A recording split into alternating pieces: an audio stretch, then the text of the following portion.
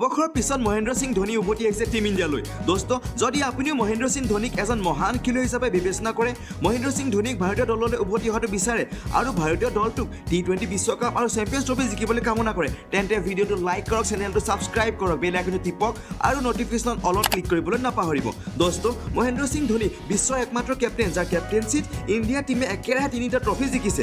সেয়া হ'ল প্ৰথম 2007 T20 বিশ্বকাপ, 2011 বিশ্বকাপ আৰু 2013 চেম্পিয়ন্স ট্ৰফি খিতাপ।